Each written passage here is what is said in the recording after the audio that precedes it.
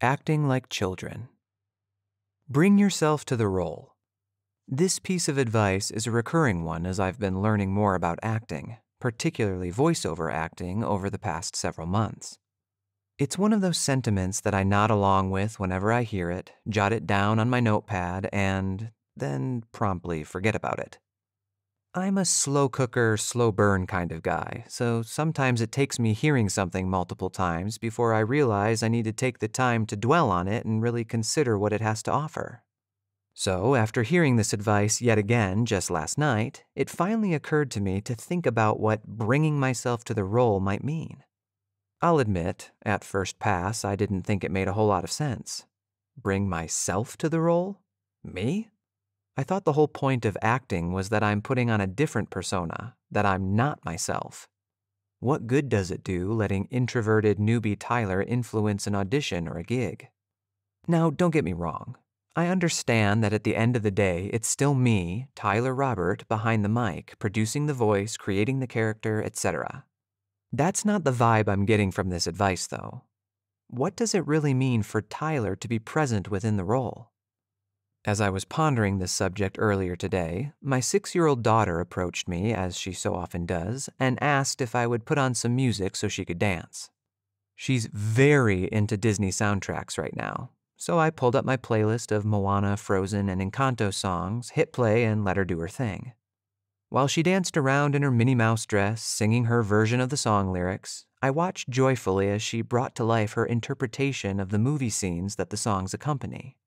I could see the film's and characters' impacts on her play, but I noticed something else as well. She wasn't just pretending to be Moana, or Elsa, or Luisa, Isabella, Dolores, Mirabel, Camilo, etc. She can't get enough of the full cast singing We Don't Talk About Bruno. I watched her act out familiar scenes from her favorite movies with a unique Macizo Ruby Jane spin. I saw all those characters in her, but I also saw her. There was so much authenticity to the quote-unquote roles she was playing. And I realized that's what bringing yourself to the role looks like, at least in part.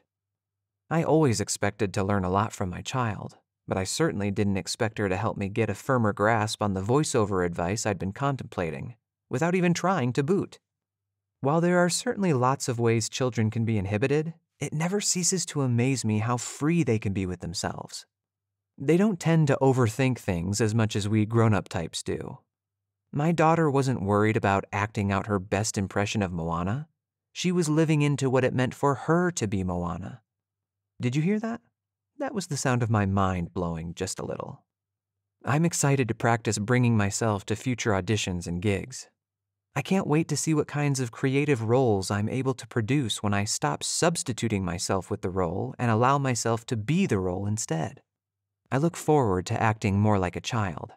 It's fitting, really, since I'm actually just a big kid at heart. I'll have to think of a good way to thank my daughter for helping me learn something new. I guess it's only fair that she gets a cut out of my income from here on out. Or maybe I'll just dance with her next time she asks. Yeah, she likes that better anyway. Until next time, friends, keep telling stories.